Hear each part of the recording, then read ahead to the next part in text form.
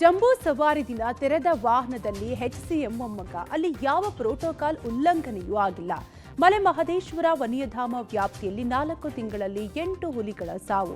ದಸರಾ ಮೆರವಣಿಗೆಯಲ್ಲಿ Christian tableau. Hindu ಮುಖಂಡರಿಂದ ವಿರೋಧ. Yellow line ಪ್ರಯಾಣಿಕರಿಗೆ ಗುಡ್ ನ್ಯೂಸ್. ಮಹಾರಾಷ್ಟ್ರಕ್ಕೆ ತಲೆನೋವಾಗುತ್ತಾ ಶಕ್ತಿ ಚಂಡಮಾರುತ. ಇಸ್ರೇಲ್ ಗಾಜಾ ನಡುವಿನ ಯುದ್ಧ ನಿಲ್ಲಿಸಲು ಟ್ರಂಪ್ ಪ್ರಯತ್ನ. ಪ್ರಧಾನಿ ಮೋದಿ ಶ್ಲಾಘನೆ. ಬೀದಿ ನಾಯಿ ಕಚ್ಚಿ ವೃದ್ಧ ಸಾವು. ಪರಿಹಾರಕ್ಕಾಗಿ ಕುಟುಂಬ ಅಲೆದಾಟ. ಕಾಂತಾರ ಅಬ್ಬರಕ್ಕೆ ದಾಖಲೆಗಳೆಲ್ಲ ಧೂಳಿಪಟ. 2 ದಿನಕ್ಕೆ 100 ಕೋಟಿ ಕ್ಲಬ್ ಸೇರಿದ ಕಾಂತಾರ. ಎಲ್ಲ ಸುದ್ದಿಗಳನ್ನು ನೋಡೋಣ ಕರ್ನಾಟಕ ಟಾಪ್ 20ಯಲ್ಲಿ. ಒಂಟಿ ಮಹಿಳೆ ಮೇಲೆ ಮಾರಕಾಸ್ತ್ರಗಳಿಂದ ಹಲ್ಲೆ ಮಾಡಿ ಚಿನ್ನಾಭರಣ ದೋಚಿ ಪರಾರಿಯಾದ ಘಟನೆ ದಾವಣಗೆರೆ ತಾಲೂಕು ಕಾರಿಗನೂರು ಕ್ರಾಸ್ ಬಳಿ ನಡೆದಿದೆ. ಮನೆಯಲ್ಲಿದ್ದ ಈರಮ್ಮ ಅವರ ಮೇಲೆ ದರೋಡೆಕೋರರು ಹಲ್ಲೆ ಮಾಡಿದ್ದಾರೆ.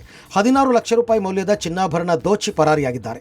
ಗಾಯಾಳು ಮಹಿಳೆಯ ಪತಿ ಉಮಾಪತಿ ಮನೆಗೆ ವಾಪಸ್ಸಾದಾಗ ಈರಮ್ಮ ಪ್ರಜ್ಞಾಹೀನ ಸ್ಥಿತಿಯಲ್ಲಿದ್ದುದು ಕಂಡುಬಂದಿದೆ.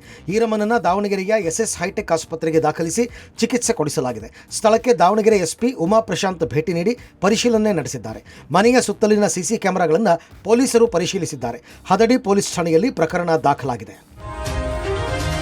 ವಿಜಯಪುರ ತಾಲೂಕಿನ ಅಂಕಲಗಿ ಗ್ರಾಮದಲ್ಲಿ ದುರ್ಗಾದೇವಿ ಜಾತ್ರೆ ವಿಚಾರವಾಗಿ 2 ಗುಂಪುಗಳ ಮಧ್ಯೆ ಗಲಾಟೆಯಾಗಿತ್ತು. ಪರಿಣಾಮ ಓರ್ವ ವ್ಯಕ್ತಿ ಪರವಾನಗಿ ಹೊಂದಿರುವ ರಿವಾಲ್ವರ್ನಿಂದ ಗಾಳಿಯಲ್ಲಿ ಗುಂಡು ಹಾರಿಸಿದ್ದು ಅಪ್ರಾಪ್ತ ಬಾಲಕಿಯ ತೊಡೆಗೆ ಗುಂಡು ತಗುಲಿತ್ತು. ಸದ್ಯ ಘಟನೆ ಸಂಬಂಧ 14 ಜನರನ್ನ ಪೊಲೀಸರು ಬಂಧಿಸಿದ್ದಾರೆ. ಈ ಬಗ್ಗೆ ವಿಜಯಪುರ ಎಸ್ಪಿ ಲಕ್ಷ್ಮಣ್ ನಿಂಬರ್ಗಿ ಮಾಹಿತಿ ಕೊಟ್ಟಿದ್ದಾರೆ.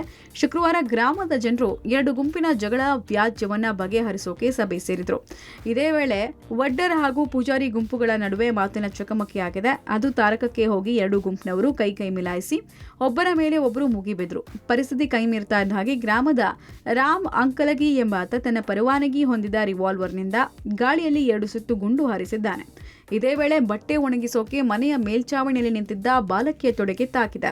ಕೂಡಲೇ ಬಾಲಕಿಯನ್ನು ಜಿಲ್ಲಾಸ್ಪತ್ರೆಗೆ ದಾಖಲಿಸಿ ಚಿಕಿತ್ಸೆ ಕೊಡಲಾಗಿದ್ದು ಯಾವುದೇ ಪ್ರಾಣಹಾನಿ ಸಂಭವಿಸಿಲ್ಲ ಅಂತ ವೈದ್ಯರು ತಿಳಿಸಿದ್ದಾರೆ.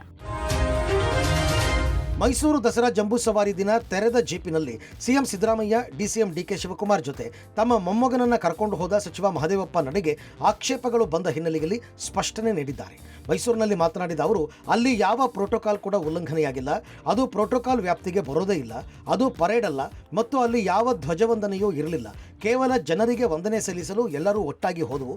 ದಸರಾ ಆಚರಣೆ ಬಗ್ಗೆ ಗೊತ್ತಿಲ್ಲದವರು ಈ ರೀತಿಯ ಸುದ್ದಿ ಹಬ್ಬಿಸ್ತಾ ಇದ್ದಾರೆ ಅಷ್ಟೇ ಅಂತ ಸ್ಪಷ್ಟೀಕರಣ ನೀಡಿದ್ದಾರೆ. ನಂದಿ ಕಂಬಕ್ಕೆ ಪೂಜೆ ಮಾಡಾದ್ಮೇಲೆ ಅಲ್ಲಿಂದ ವಾಪಸ್ಸು ನಮ್ಮ ಸ್ಥಳಕ್ಕೆ ಬಂದು ಕೂತ್ಕೋತೀವಿ. ಅದರಲ್ಲಿ ಪ್ರೋಟೋಕಾಲು ಇಲ್ಲ, ಸಲ್ಯೂಟ್ ರಿಸೀವ್ ಮಾಡೋದಿಲ್ಲ. ಯಾವ ಕಾರು ಯಾರು ಹೆಂಗ್ ಬೇಕಾದ್ರೂ ಹೋಗ್ಬೋದು. ಸುಮ್ಮನೆ ಹೋಗೋ ಬದಲು ಜನ ಅಷ್ಟೊಂದು ಅಸಂಖ್ಯಾತ ಜನ ಸೇರಿದ್ದಾರೆ. ಜನಗಳಿಗೆ ಕೈ ಬೀಸಿ ಕೃತಜ್ಞತೆ ಭಾವ ಮಾಡಿ ನಾವೆಲ್ಲ ಭಾರತೀಯರು, ನಾವು ವೈವಿಧ್ಯತೆಯಲ್ಲಿ ಏಕತೆಯಿಂದ ಜಾತಿ ಧರ್ಮ ರಾಜಕೀಯವನ್ನು ಮೀರಿ ನಮ್ಮ ದೇಶವನ್ನು ಕಟ್ಟೋಣ ಅಂತ ಹೇಳಿ ಒಬ್ಬ ನಾಯಕರಾಗಿ ಮಾಡಬೇಕು ಅನ್ನೋದು ಬಿಟ್ಟರೆ ದಸರಾ ಆಚರಣೆ ಯಾರಿಗೂ ಗೊತ್ತಿಲ್ಲ. ಅವರೆಲ್ಲ ಇತ್ತು ಸುಮ್ಮನೆ ಸೃಷ್ಟಿ ಮಾಡಿರ್ಬೋದು. ಆ ಹುಡುಗ ಬಂದೋದಕ್ಕೂ ಆ ಮಗು ಬಂದೋದಕ್ಕೂ ಪ್ರೋಟೋಕಾಲು ಇಲ್ಲ, ಸೆಲ್ಯೂಟೂ ಇಲ್ಲ. ಅದು ಬಿಟ್ಟರೆ ಅಲ್ಲಿ ಯಾವ ಉಲ್ಲಂಘನೆಯೂ ಆಗಿಲ್ಲ, ಆಗಕ್ಕೆ ಸಾಧ್ಯನೂ ಇಲ್ಲ. ಚಾಮರಾಜನಗರದ ರಾಂಪುರ ಆನೆ ಶಿಬಿರಕ್ಕೆ ಯುವಕನೊಬ್ಬ ಅಕ್ರಮವಾಗಿ ಪ್ರವೇಶಿಸಿ ಫೋಟೋ ತೆಗೆಸಿಕೊಂಡಿದ್ದ ಪ್ರಕರಣಕ್ಕೆ ಸಂಬಂಧಪಟ್ಟಂತೆ ಮಾವುತ ಸಲೀಂಗೆ ಡಿಸಿಎಫ್ ಎಚ್ಚರಿಕೆ ಕೊಟ್ಟಿದ್ದಾರೆ. ಈ ಬಗ್ಗೆ ಮಾಹಿತಿ ನೀಡಿರುವ ಡಿಸಿಎಫ್ ಪ್ರಭಾಕರನ್, ಸಲೀಂ ಎಂಬ ಮಾವುತನ ಸಂಬಂಧಿಕರು ಕ್ಯಾಂಪ್ಗೆ ಭೇಟಿ ಕೊಟ್ಟಿದ್ದರು. ಈ ವೇಳೆ ಫೋಟೋ ತೆಗೆಸಿಕೊಂಡಿದ್ದಾರೆ. ನಾನು ಈಗಾಗಲೇ ಮಾವುತ ಸಲೀಂಗೆ ಮತ್ತೊಂದು ಬಾರಿ ಘಟನೆ ಮರುಕಳಿಸದಂತೆ ಎಚ್ಚರಿಕೆ ಕೊಟ್ಟಿದ್ದೇನೆ ಅಂತ ಮಾಹಿತಿ ನೀಡಿದ್ದಾರೆ.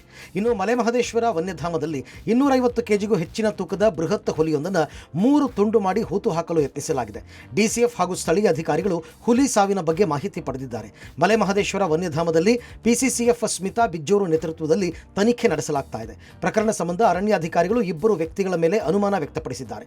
ಅನುಮಾನಾಸ್ಪದ ವ್ಯಕ್ತಿಗಳನ್ನು ಪೊಲೀಸರ ಸಹಕಾರದೊಂದಿಗೆ ಹುಡುಕಾಟ ನಡೆಸ್ತಾ ಇದ್ದಾರೆ. ಕಳೆದ 4 ತಿಂಗಳಲ್ಲಿ 8 ಹುಲಿಗಳು ಸಾವನ್ನಪ್ಪಿದ್ದು ಅರಣ್ಯ ಇಲಾಖೆ ಆತಂಕಕ್ಕೊಳಗಾಗಿದೆ.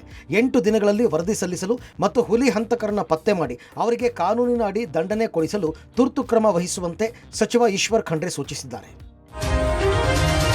ದಸರಾ ಮೆರವಣಿಗೆಗೆ ಕ್ರಿಶ್ಚಿಯನ್ ಸಮುದಾಯ ಬಿಂಬಿಸುವ ಸ್ತಬ್ಧ ಚಿತ್ರವನ್ನು ತಂದಿದ್ದರಿಂದ ಹಿಂದೂ ಪರ ಸಂಘಟನೆ ಕಾರ್ಯಕರ್ತರು ಮೆರವಣಿಗೆಗೆ ಅಡ್ಡಿಪಡಿಸಿದ್ದಾರೆ. ಹಾಸನ ಜಿಲ್ಲೆ ಅರಕಲಗೂಡು ಪಟ್ಟಣದಲ್ಲಿ ಘಟನೆ ನಡೆದಿದ್ದು ತಕ್ಷಣ ಪೊಲೀಸರು ಸ್ತಬ್ಧ ಚಿತ್ರವನ್ನು ಹೊರಗೆ ಕಳಿಸಿದ್ದಾರೆ. ಬೂಕರ್ ಪ್ರಶಸ್ತಿ ವಿಜೇತರಾದ ದೀಪಾ ಬಾಸ್ತಿ ಮೆರವಣಿಗೆಗೆ ಚಾಲನೆ ನೀಡಿದರು. ಮೆರವಣಿಗೆಯಲ್ಲಿ ಹಲವು ಸ್ತಬ್ಧ ಚಿತ್ರಗಳು ಭಾಗಿಯಾಗಿದ್ವು. ಈ ವೇಳೆ ಫಾದರ್ ಹಾಗೂ ಕ್ರಿಶ್ಚಿಯನ್ ಸಮುದಾಯದವರು ಚರ್ಚ್ ಮತ್ತು ಶಿಲುಬೆ ಇರುವ ಸ್ತಬ್ಧ ಚಿತ್ರವನ್ನು ಮೆರವಣಿಗೆಗೆ ತಂದಿದ್ದಾರೆ. ಸ್ತಬ್ಧ ಚಿತ್ರ ಗಮನಿಸಿದ ಹಿಂದೂ ಪರ ಸಂಘಟನೆಗಳು ಅನುಮತಿ ಪಡೆಯದೆ ಅನ್ಯ ಧರ್ಮೀಯರ ಸ್ತಬ್ಧ ಚಿತ್ರ ಮೆರವಣಿಗೆ ಮೆರವಣಿಗೆ ಮಾಡಲಾಗ್ತಾ ಇದೆ ಅಂತ ಆರೋಪ ಮಾಡಿದ್ದಾರೆ. ಅಲ್ಲದೆ ಕ್ರಿಶ್ಚಿಯನ್ ಧರ್ಮದ ಬಗ್ಗೆ ಫಾದರ್ ಪ್ರಚಾರ ಮಾಡ್ತಾ ಇದ್ದಾರೆ ಅಂತ ಆರೋಪಿಸಿದ್ದಾರೆ. ಪರಿಸ್ಥಿತಿ ಅವಲೋಕಿಸಿಕೊಂಡ ಅರಕಲಗೂಡು ಪೊಲೀಸರು ತಕ್ಷಣ ಮಧ್ಯಪ್ರವೇಶಿಸಿ ಮೆರವಣಿಗೆಯಿಂದ ಸ್ತಬ್ಧ ಚಿತ್ರವನ್ನು ಹೊರ ಕಳುಹಿಸಿದ್ದಾರೆ.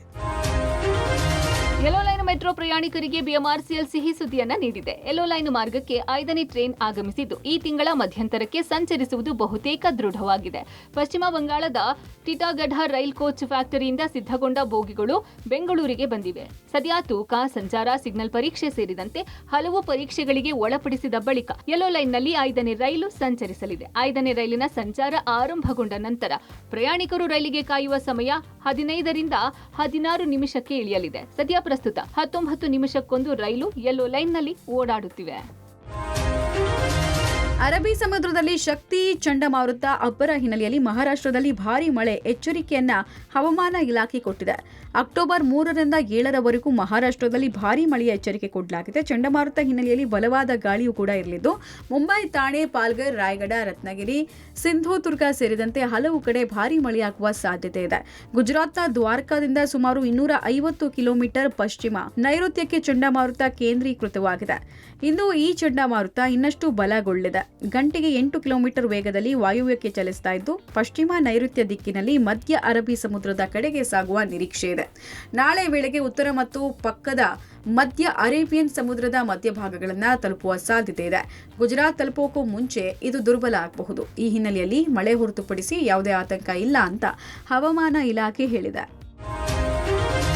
ತೆರಿಗೆ ಸಮರ ಹಾಗೂ ನಂತರದ ಬೆಳವಣಿಗೆಗಳಿಂದ ಭಾರತ ಅಮೆರಿಕ ನಡುವಣ ಸಂಬಂಧ ಹದಗೆಡ್ತಾ ಹೋಗಿದೆ. ಇದೀಗ ಅಚ್ಚರಿಯ ಬೆಳವಣಿಗೆಯೊಂದರಲ್ಲಿ ಪ್ರಧಾನಿ ನರೇಂದ್ರ ಮೋದಿ ಅಮೆರಿಕ ಅಧ್ಯಕ್ಷ ಡೊನಾಲ್ಡ್ ಟ್ರಂಪ್ ಅವರನ್ನ ಶ್ಲಾಘಿಸಿದ್ದಾರೆ. ಇಸ್ರೇಲ್ ಗಾಜಾ ನಡುವಣ ಸಂಘರ್ಷ ಕೊನೆಗೊಳಿಸುವ ನಿಟ್ಟಿನಲ್ಲಿ ಟ್ರಂಪ್ ಪ್ರಯತ್ನದ ಬಗ್ಗೆ ಮೆಚ್ಚುಗೆ ವ್ಯಕ್ತಪಡಿಸಿರುವ ಪ್ರಧಾನಿ ಮೋದಿ ಈ ವಿಚಾರದಲ್ಲಿ ಟ್ರಂಪ್ ನಾಯಕತ್ವವನ್ನು ಸ್ವಾಗತಿಸುತ್ತೇವೆ ಎಂದಿದ್ದಾರೆ.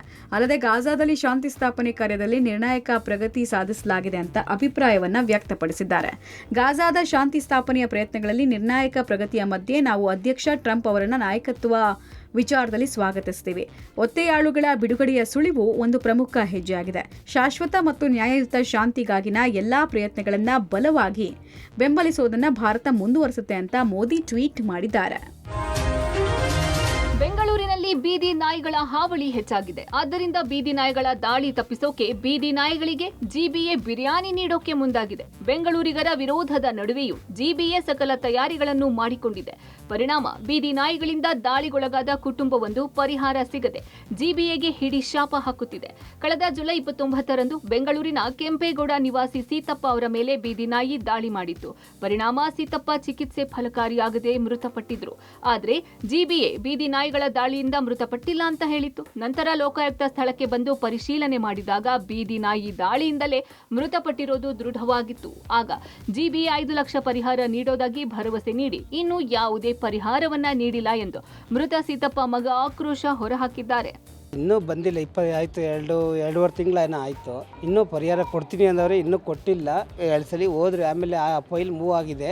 ಮೊನ್ನೆ ತಿರುಗಿ ಫೋನ್ ಮಾಡಿ ಕೇಳಿದಾಗ ಇಲ್ಲ, ಅದು ಲಕ್ಷ ಇದ್ದಿದ್ದು ಇವಾಗ 5 ಲಕ್ಷಕ್ಕಾಗಿದೆ. ಅದು ಗ್ರ್ಯಾಂಡ್ ಬೆಂಗಳೂರು ಏನೋ ಆಗಿದೆ. ಅದೆಲ್ಲ ಇದಕ್ಕೆ ಲೇಟ್ ಆಗಿರೋದು. ಅದಕ್ಕೆ ಇನ್ನು ಮುಂದೆ ಆಗ್ತದೆ. ಈ ವಾರದ ಆಗ್ಬೋದು, ಇಲ್ಲ ಈ ತಿಂಗಳಲ್ಲಿ ಆಯ್ತದೆ ಅಂತ ಹೇಳಿದ್ರು. ಅವತ್ತು ಸ್ಟಾರ್ಟಿಂಗಲ್ಲಿ ಹೋಗಿದ್ರೆ ಅಷ್ಟೇ.